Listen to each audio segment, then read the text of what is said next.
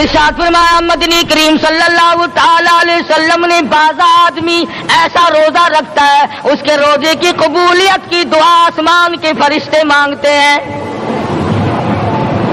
بعض آدمی ایسا روزہ رکھتا ہے ادب کا لحاظ کرتا ہے, احترام کا لحاظ کرتا ہے, عظمت کا لحاظ کرتا ہے, رمضان المبارک کی ایک ایک چیز کو پورا کرنے کے لیے ہر وقت کوشاں رہتا ہے, اس کی روزی کے لیے, اس کے روزے کی قبولیت کی بخشش کی دعا کے لیے سمندروں کے جانور دعا مانگتے ہیں. کتنی بڑی بات ہے. آج لوگوں کو پرواہ نہیں کہ روزہ کیا چیز ہے, خام خواہ برباد کر دیتے ہیں.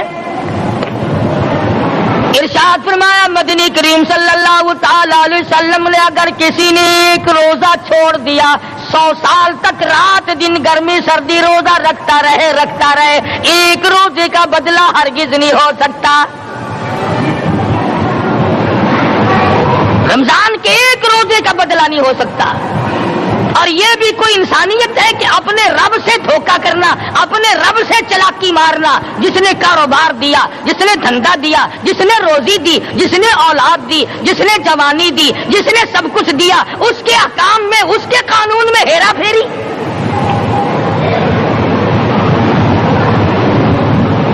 صحابہ کرام رضوان اللہ تعالی علیہ مجمعین کی جماعت کے یہاں تو ایسا ہرگز نہ تھا. وہ لوگ تو تن من دھن سے اپنے آپ کو قربان کیا کرتے تھے. اب آپ خیال فرمائیں کہ رمضان کا 17واں روزہ ہے اور جنگ بدر ہوا ہے.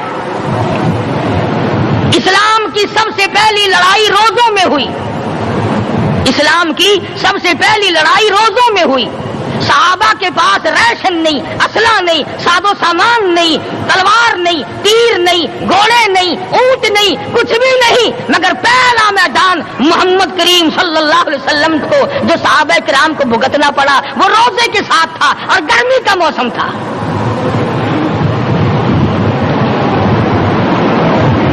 بڑے دکھ کی بات ہے کہ رمضان المبارک گزر گیا, بعض گرمی میں گھر والوں نے رمضان کو داخل ہی نہیں ہونے دیا.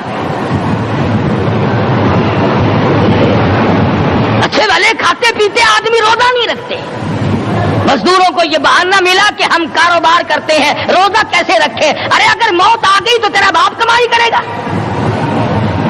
اور اگر بیمار پڑ جائے پھر کون کمائی کرتا ہے؟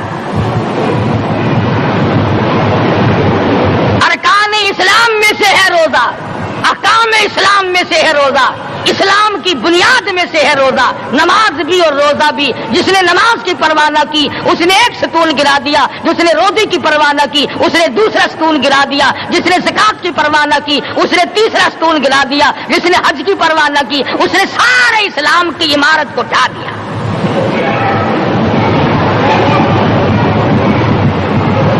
ارشاد فرمایا مدنی کریم صلی اللہ تعالی علیہ وسلم نے کئی لوگ قیامت کے دن اپنی قبر سے اٹھیں گے, ان کے منہ سے کستوری کی خوشبو آ رہی ہوگی. لوگ کہیں گے الہی یہ کون لوگ ہیں؟ جواب ملے گا تم کھایا کرتے تھے, تم پیا کرتے تھے, یا روزے رکھا کرتے تھے, روزہ رکھنے والے لوگ ہیں.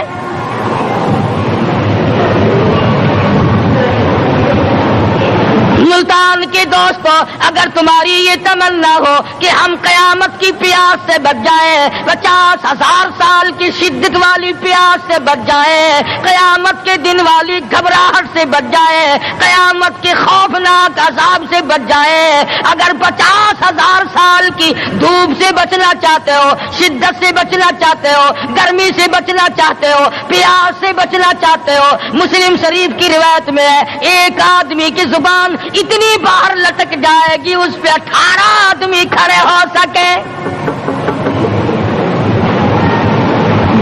ان تمام پیاسوں سے, گھبراہٹوں سے اگر بچنا چاہتے ہو, اتنی شدید گھبراہٹ آئے گی, اتنا سخت ماحول بن جائے گا. قرآن کریم کہتا ہے یا ایھا الناس اتقوا ربکم, ڈرو اپنے پروردگار سے جتنے تمہیں آنکھیں دی. اتقوا ربکم ڈرو اس پروردگار سے جس نے زبان دی، اتقوا ربکم، ڈرو اس پروردگار سے جس نے اولاد دی، اتقوا ربکم، ڈرو اس پروردگار سے جس نے کاروبار دیا، ڈرو اس پروردگار سے جس نے ہاتھ دیے، جس نے پیر دیے. فرمایا اتقوا ربکم ان زلزلۃ الساعۃ شیء عظیم.